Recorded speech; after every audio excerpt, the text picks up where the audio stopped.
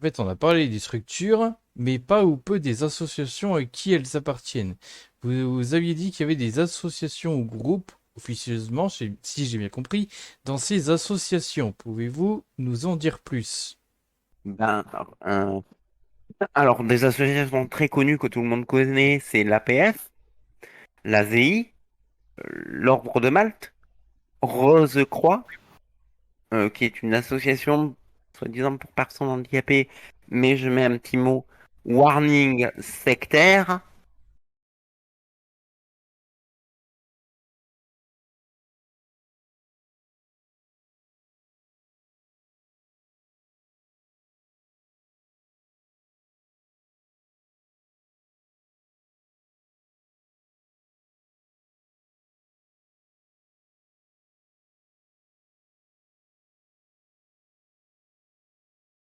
D'ailleurs, c'est là où se trouve cette fameuse.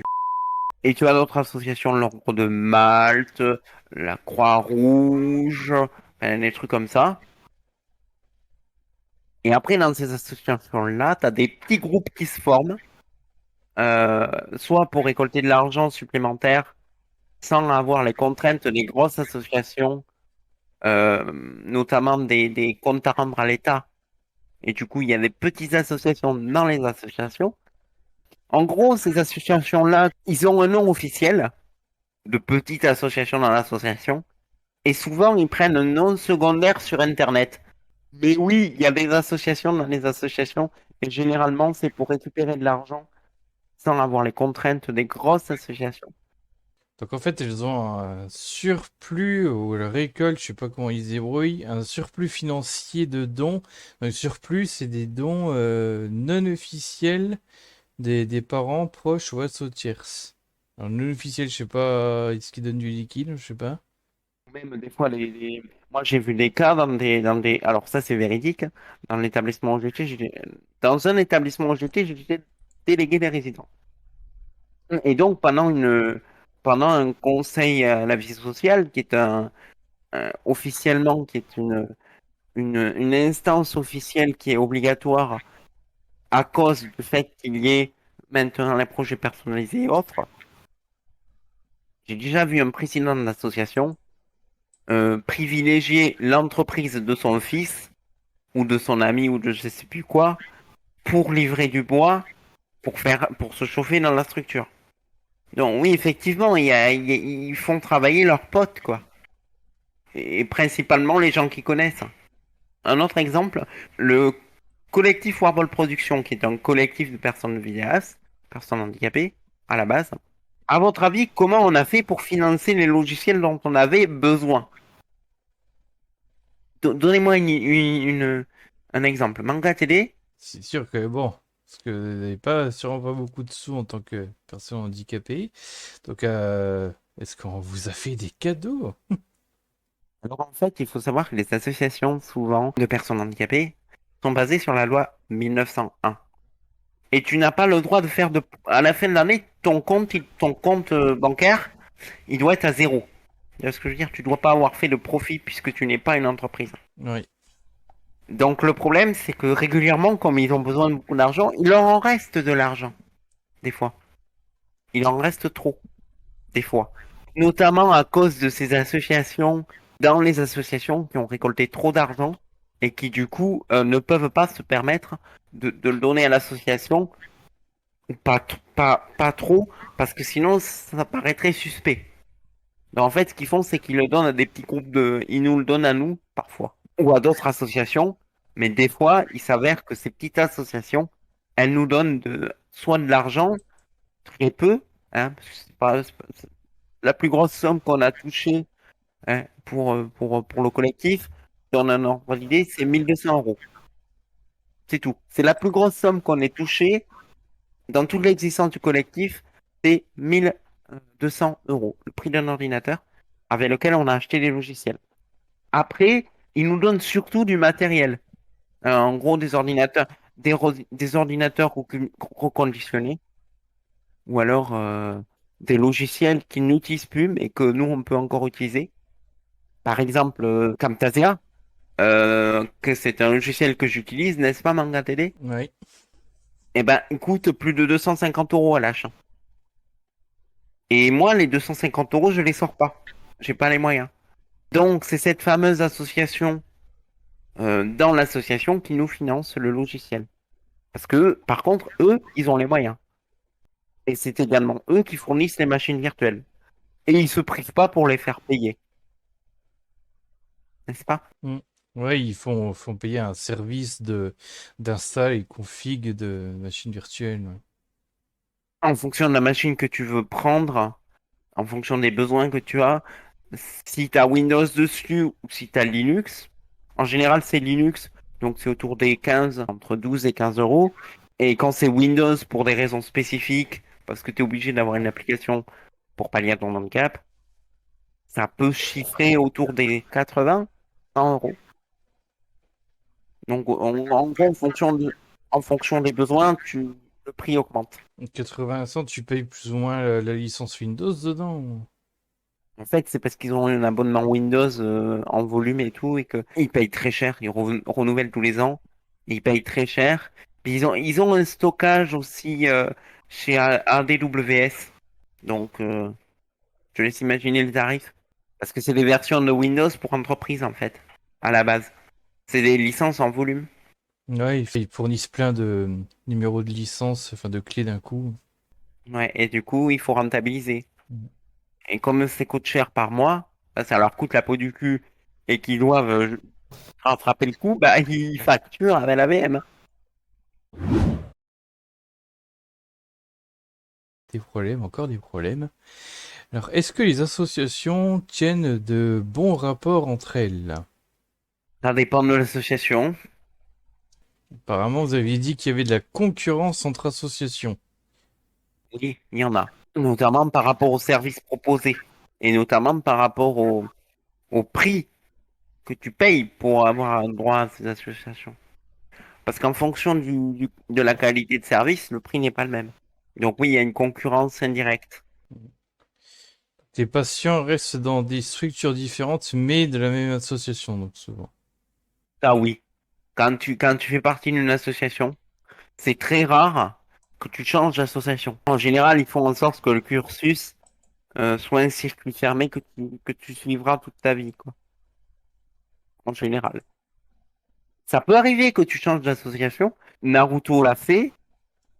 Moi-même, je l'ai fait par la force des choses. Parce que quand tu vas en appartement, ben, tu changes forcément de type d'association déjà.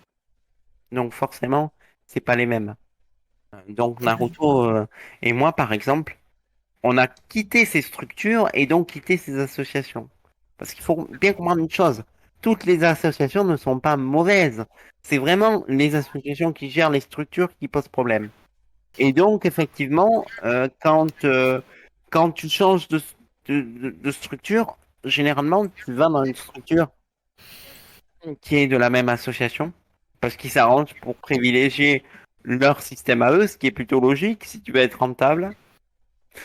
Et donc, c'est rare qu'il y ait des changements, euh, que le résident change d'association.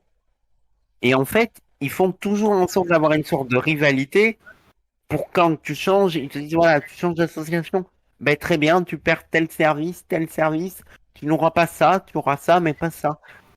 Donc, oui, il y a une sorte de concurrence, mais elle n'est pas vraiment déloyale, c'est une concurrence indirecte. En fait, c'est particulièrement au niveau des structures qui du coup sont des entreprises où là, ça doit bien se sentir la concurrence. Oui, oui, oui, oui, oui, parce que, en fait, les structures, c'est tout con. Leur gagne-pain, c'est les personnes handicapées. Mm. Et ils partent la structure, c'est une entreprise. C'est géré comme une entreprise. Même si c'est dit une association 1901, ils gèrent ça comme une entreprise. Obligé. Parce que tu peux pas t'occuper de, un exemple tout bête. Une association, ça a plusieurs établissements dispatchés dans le pays. L'ASI ou l'APF ont plusieurs associations dans plusieurs départements. Donc forcément, ils sont obligés d'avoir les structures pour les personnes handicapées, mais ils ont aussi des structures pour les personnes âgées, ils ont des structures pour des enfants, ils ont des structures pour des autistes, ils ont des structures pour les ESAT, Et forcément, ils ont aussi leur système de cuisine centrale. C'est eux qui préparent la bouffe pour les structures. Donc forcément, c'est géré comme une entreprise. À un moment donné, tu es obligé de gérer comme une entreprise, même si t'es pas une entreprise. Donc, très souvent, ils passent en ce qu'on appelle en SIC, qui est une petite micro-entreprise dans une association, en fait. Ok, on avait un peu parlé précédemment de l'autonomie financière. Connaissez-vous d'autres problèmes liés à l'argent des personnes en situation de handicap? Notre problème, ben, le fait qu'on n'ait pas assez d'argent pour vivre, déjà. Vous aviez cité un exemple qui était le vol d'argent par ceux qui doivent gérer les comptes des handicapés. Ouais, ça arrive souvent, ça. Mais Naruto aura peut-être plus d'exemples à fournir que moi.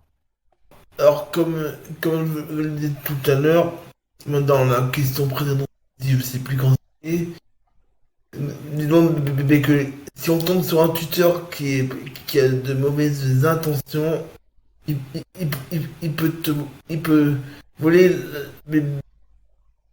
l'argent de la personne en situation de handicap sans que celle-ci, bien entendu, elle, elle ne s'en rende compte. Et au passage, même parfois si elle s'en rend compte, elle ne peut rien faire. Parce qu'elle sait pas comment. Parce que pour qu'elle puisse faire une action, il faut qu'elle passe par son tuteur. Donc si son tuteur c'est le voleur, elle va pas aller voir son tuteur pour lui dire tu m'as volé de l'argent, il faut faire une procédure. Donc dans ce cas-là, c'est ultra compliqué. Hmm. Oui. De toute Ou façon, alors la seule solution, c'est qu'il faut qu'il y ait en plus du tuteur euh, du conseil général, entre guillemets, il faut aussi, entre guillemets, qu'il y ait un membre de la famille derrière, entre guillemets, pour surveiller, en partie. Et qui a un droit de regard. Et donc le tuteur, en fait, il a un accès direct au compte en banque. C'est ça. Ah oui, oui, oui, bien sûr, Ouais. oui. Il a accès à tout. Tes pièces d'identité, ton droit de vote, tout. Et ce qu'il faut savoir, c'est que quand tu as de la chance, quand tu as de la chance, et que tu as un proche qui a un droit de regard, ça va. Mais quand tu es une personne handicapée, que tu es tout seul, que tu as pas de famille, alors là, tu dégustes. Tout à fait. Hmm.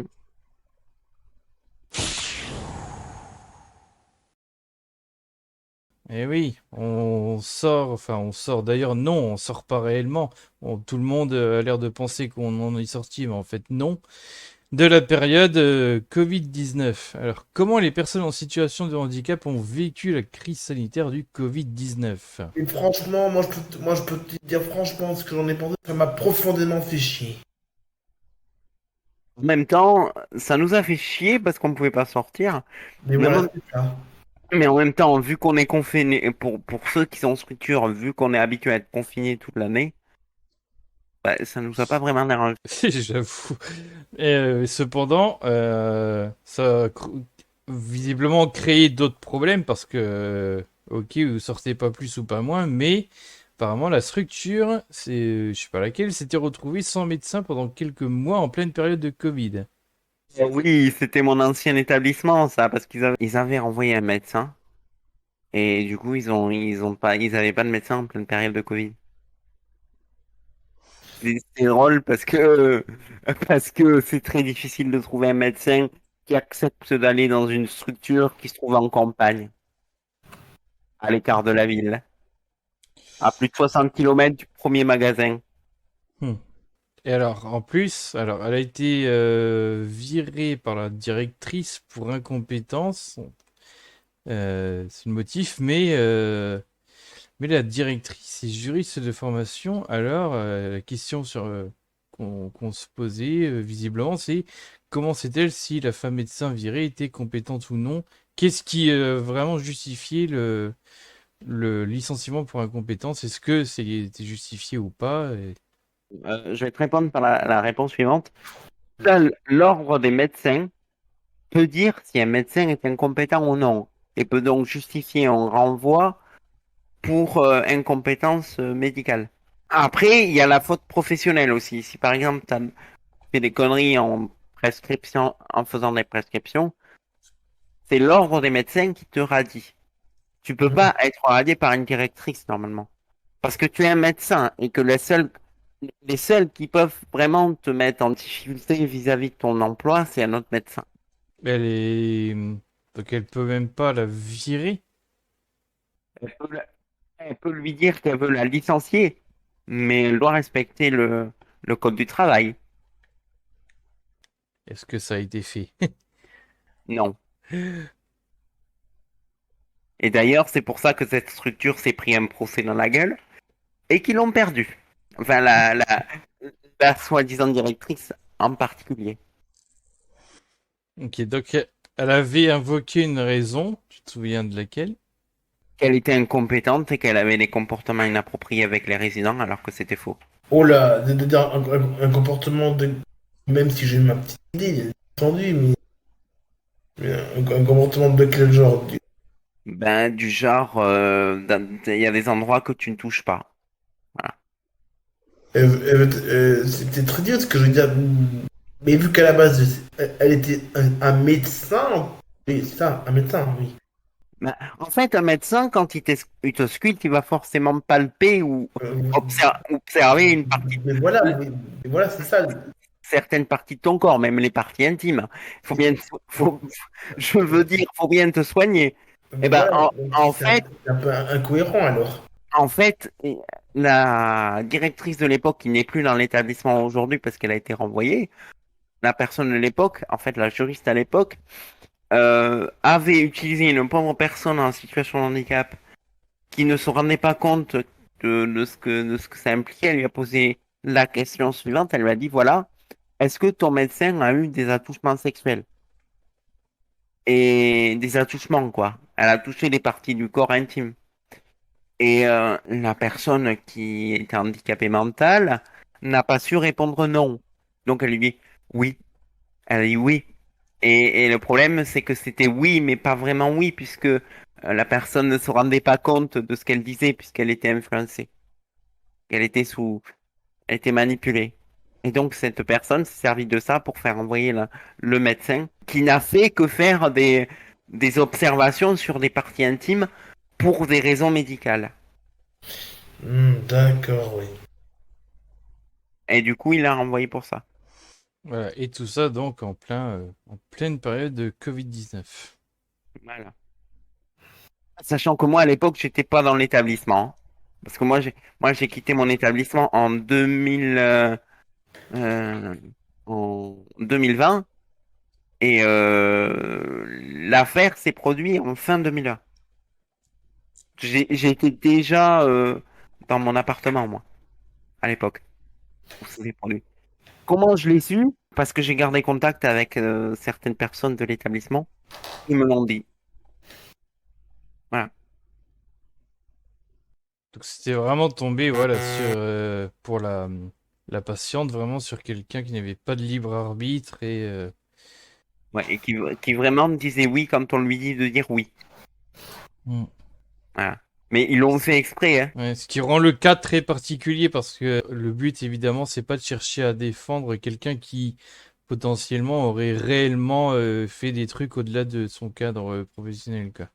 Même là, on en parle. Mais si par exemple une autorité va voir cet établissement et qu'ils arrivent à le trouver, d'accord? Bah, ils cacheront l'affaire, hein. Ils étoufferont l'affaire et les autorités trouveront rien. Parce qu'ils sont très forts pour noyer, pour, on va dire, étouffer les affaires. Ça, c'est un truc, même Naruto, quand il a eu des problèmes, ben, ils ont noyé le poisson, quoi. Ils ont noyé l'affaire. Ouais, c'est ça, oui. Ils sont très forts pour ça. C'est même le principal élément qui les protège. Hmm, c'est- Et donc les résidents et résidentes ont-ils et elles accès correctement aux masques, aux vaccins? Est-ce qu'il est facile là-bas de respecter les gestes barrières, donc gel hydroalcoolique, aérer les pièces, les distances évidemment, tout ça? Non. Parce que, un exemple, quand tu as une personne assise sur un fauteuil qui peut pas bouger le bras, ou les bras, et qu'elle tousse, tu peux pas mettre le coude pour te protéger. Ou quand elle éternue. Donc non, dans les structures, les maladies se propagent beaucoup plus facilement. Et donc, pourquoi dans les structures il est plus facile de choper le Covid? Ouais, pour la simple raison que même si le personnel y met les protections, Ils, ils- ils finissent tôt ou tard par choper le Covid sans le vouloir. soit ils chopent le Covid sans le vouloir parce qu'ils vont chez eux et qu'ils vont voir leurs enfants, leurs proches, ou parce qu'ils vont aux courses, parce que eux aussi ils mangent, hein, des intervenants, donc ils sortent, hein, de chez Oui, eux. bien sûr. Donc forcément, ils sont exposés. Et à ce moment-là, ils sont pas protégés. Ils ne sont protégés que lorsqu'ils sont dans la structure, avec des trucs spéciaux, etc. Et ils ne les mettent que pour les douches. Et, Allez. et encore, des fois, ils peuvent même choper le Covid, Hmm. même s'ils ont protégé. Et le truc, c'est que les protections qu'ils mettent, c'est pour les douches et les repas. Mais après, ça les empêche pas de tousser, d'avoir de la fièvre, d'entrer en contact avec les gens, tout ça, pour leur métier. Et des fois, ils s'en rendent pas compte qu'ils tombent malades. Ils le savent pas. Du coup, quand ils tombent malades et qu'ils le savent pas, ben, ça fait que le virus, il se propage. Ah oui. Et le cas le plus fréquent, c'est quand la personne handicapée va en famille, que un membre de la famille a le Covid, qu'on ne le sait pas encore, et que la personne handicapée retourne dans la structure. Parce que dans les structures, on n'imposait pas le masque à la personne handicapée. On impose le masque à l'employé, pas à la personne handicapée. Pourquoi pas la personne handicapée? Parce qu'ils considèrent que la personne handicapée, elle ne bouge pas beaucoup. Donc, il y a moins de chances que... Ils Et te ce, mettent et ce qui est vrai, mais la majeure partie du temps d'ailleurs. Bah ouais, mais je sais pas, il y a des moments, genre au réfectoire, vous êtes ensemble. Ben oui, mais on mange ensemble. Donc, tu peux pas avoir le masque si tu manges. Oui, faut remarquer, mais s'il n'y a pas d'autres moments où vous êtes ensemble et relativement proches physiquement du coup. Ben si, quand on fait des activités. Et là encore, il faut le supporter, le masque sur le visage. Il faut savoir que les IMC ne supportent pas qu'on leur touche le visage. Pathologique. Hmm. N'est-ce pas, Naruto? Tout à fait. Donc, si tu mets sur une personne handicapée un masque, ben, elle va pas aimer. Donc, par défaut, elle finira par l'enlever. Donc, ça sert à rien. Parce que la personne ne le supportera pas. Surtout si c'est un IMC. Et comme la plupart des personnes handicapées, lourdement handicapées, sont IMC à 80%, ou bien maladie génétique pour le reste, le masque, tu le mets pas, quoi. Ok, alors pour les vaccins, est-ce qu'ils ont dû se déplacer ou est-ce que sur place ils ont pu se vacciner ou... C'est fait sur place dans une infirmerie. Tu vas pas chez ton médecin. Le Hmm. médecin, tu l'as sur place. Bah ouais. Donc, il te fait aller à l'infirmerie, puis coup, c'est terminé. Mais au moins ça va, je veux dire, pour les avoir, ça n'a pas été compliqué. Non, Et- c'est payé par la structure. On va pouvoir passer à la conclusion. Et oui, la Enfin, conclusion. parce que je commence à fatiguer. Ouais, tu m'étonnes. Alors du coup, bah, est-ce que vous avez un mot de la fin, par exemple un bilan de tout ce qui a été dit durant cette vidéo ou série de vidéos et une conclusion à faire? Un petit résumé ou un petit... Qu'est-ce qu'il faudrait, pour certains, une manière de conclure ces genres, s'il y avait une idée ou deux que les gens devaient repartir avec, ce serait quoi, enfin, par exemple? Dans l'absolu, une personne handicapée est une personne normale. C'est pas contagieux, l'handicap. Hmm. Dans l'handicap, vous pouvez vous-même tomber dans l'handicap avec un accident de voiture, par exemple. Donc, voilà. Premièrement, ne rejetez pas l'handicapé, la personne handicapée, parce qu'en fait, c'est une personne qui est handicapable. Les personnes handicapées sont des personnes handicapables. Ça veut dire quoi? Ça veut dire qu'une personne handicapée, si vous lui adaptez son environnement, elle a quasiment pas de handicap. Enfin, elle n'aura pas l'impression de l'avoir. Faire les déshandicapables, justement, entre guillemets. Elle est déshandicapée. Ouais, c'est ça. En fait, oui, c'est ça, le handicap est présent ou non, vraiment selon une situation. En fait, le handicap. D'ailleurs, il y a un YouTuber que je cite des fois, qui imite toute la chaîne Esprit Critique, il avait fait une vidéo notamment sur le handicap, maladie handicap. Et en fait, dans sa définition, une des composantes du handicap, c'est en gros si ça gêne. C'est-à-dire que s'il y avait par exemple des poutres en béton pour les accès en fauteuil roulant et tout ce qu'il faut pour que les fauteuils roulants ce soit pas gênant, bah, précisément ce serait plus un handicap, ce serait peut-être un peu exagéré, mais Comme le dit l'OMS, par handicap, il faut entendre la perte ou la restriction des possibilités de participer à la vie collective à égalité avec les autres. On souligne ainsi les inadéquations du milieu physique et des nombreuses activités organisées, information, communication, éducation, qui ne donnent pas accès aux personnes handicapées à la vie de la société dans l'égalité. Et oui, si vous êtes handicapé parce qu'il est plus difficile pour vous que pour les autres d'accomplir les mêmes choses, alors il y a toujours deux façons de résoudre le problème. Soit on vous change vous, soit on change la société. La quantité d'efforts que vous devez fournir pour être à égalité avec les autres est toujours directement dépendante des moyens que la société met à votre disposition pour ça. Une personne en fauteuil roulant n'est handicapée pour aller à la poste que si l'accès se fait par des escaliers et pas par une rampe. Une personne qui est trop enrhumée pour parler normalement n'est handicapée dans la socialisation que dans une société où la socialisation se fait essentiellement par la parole. Une personne couverte de boutons n'est handicapée pour socialiser que dans une société qui juge sur l'apparence. Une personne n'est malade parce qu'elle a mal au dos que dans une société où la plupart des gens n'ont pas mal au dos. Et même une personne qui meurt à 50 ans d'un cancer des poumons n'est malade que dans une société où la plupart des gens dépassent les 50 ans. Pour chaque handicap, chaque maladie, il faut donc se demander s'il est plus légitime de guérir ou compenser le handicap de la personne, ou s'il ne vaudrait mieux pas changer la société pour qu'elle n'ait pas à le faire. En fait, ça serait une difficulté de la vie, point. Mm. Mais le truc, en fait, c'est que la personne handicapée n'est pas handicapée, elle est handicapable.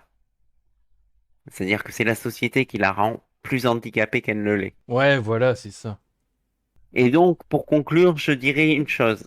Les gens, si vous pouvez éviter de mettre vos personnes handicapées dans les structures, ça serait sympa. Oui, mais ça c'est en fait, mais il y a il y a des fois, même s'ils le font entre guillemets à contre-cœur, il y a malheureusement des fois pas d'autre solution. Bah, en fait, là, la conclusion, et puis ce que tu dis au four, en fait, est beaucoup sur, elle est centrée sur l'individu, un groupe d'individus, et du coup, la remarque que fait Naruto, elle permet de montrer que le problème, finalement, bah, justement, il est sociétal, il est systémique. Oui, c'est dû à la société. Ben, c'est pour ça que je dis, si vous pouvez l'éviter, ne le faites pas. Mm. Il faut avoir, ça doit être une espèce de privilège à la fois, et puis faut pouvoir, faut pouvoir s'en occuper, faut. Alors après, franchement, avec les politiques qu'on a à l'heure actuelle, ils préfèrent s'en mettre plein les fouilles plutôt que de faire en sorte d'améliorer la société. On n'est pas sorti de l'auberge. Mm. On ne peut, enfin, pas que espérer, mais certains justement, ils font pas que espérer, ils luttent avec des moyens plus ou moins efficaces ou bancals pour avoir une société plus inclusive, et c'est ce qu'on peut espérer pour la suite. Enfin, mais justement, pas forcément que espérer. Mais je veux dire, moi, personnellement, je vais être franco, j'espère aussi, mais je peux pas faire d'action. J'ai pas les... Bah oui, alors voilà. C'est. À part dire que ça va pas et qu'il faudrait qu'ils se bougent le cul et qu'ils arrêtent de dépenser l'argent inutilement,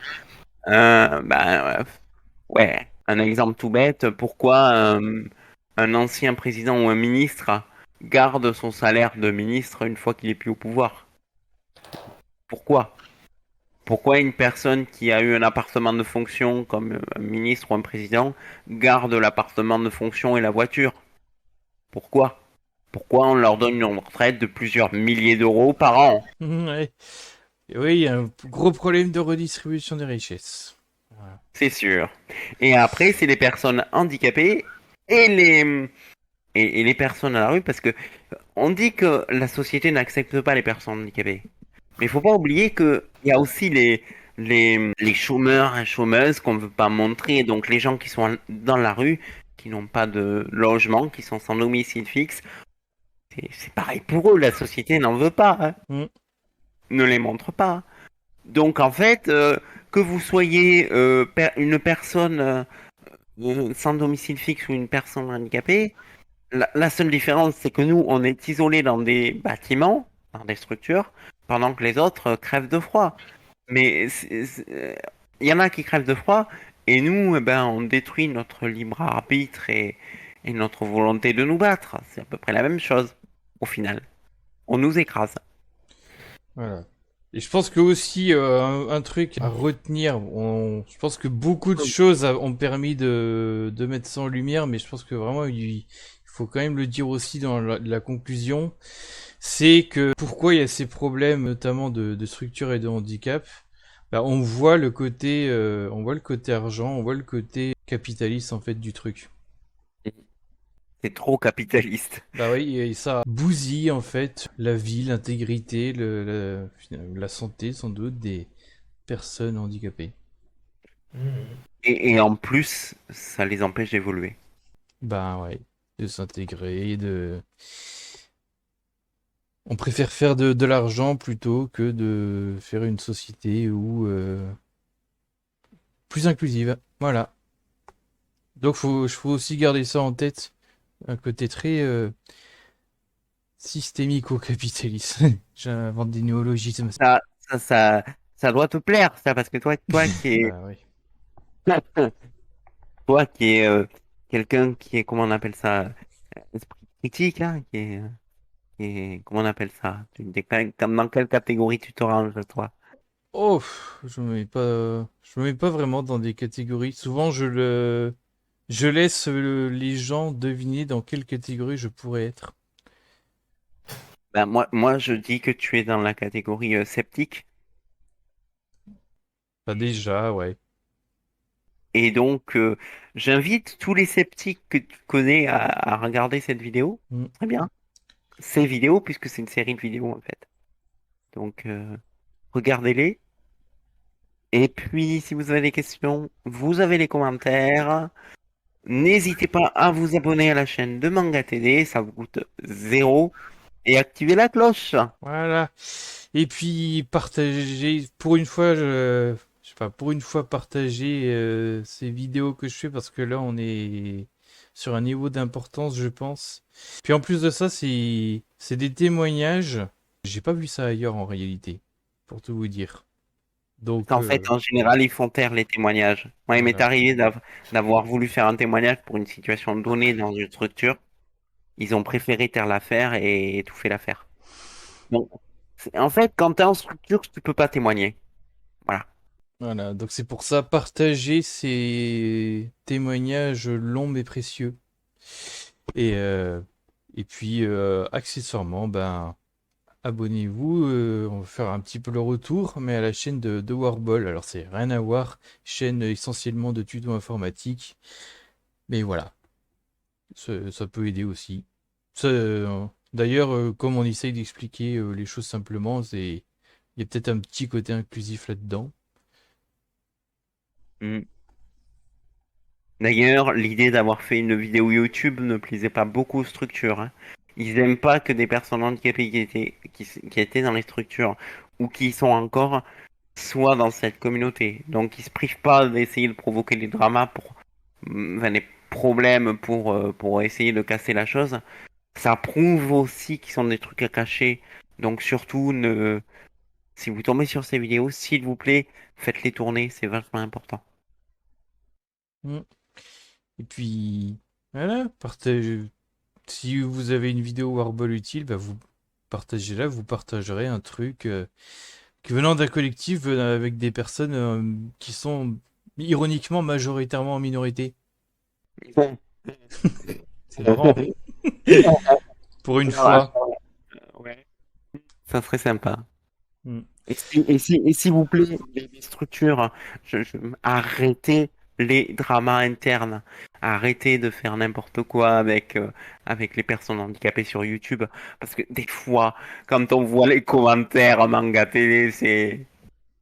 S'il vous plaît, contrôlez ce que vous faites. N'est-ce pas, manga télé? Ouais, c'est faux le clou. Je pense que c'est même pas leur ordre de contrôler. Et vu qu'ils sont parfaitement conscients de, de ce qu'ils font. Mm. Bon, et bien sur ce, on va pouvoir se dire au revoir. Mais au revoir. Au revoir, et puis je passe le petit coucou à Epsilon aussi qui arrive en fin de vidéo. Voilà, et nous et Epsilon, on vous dit cordialement bisous. Oh. À bientôt.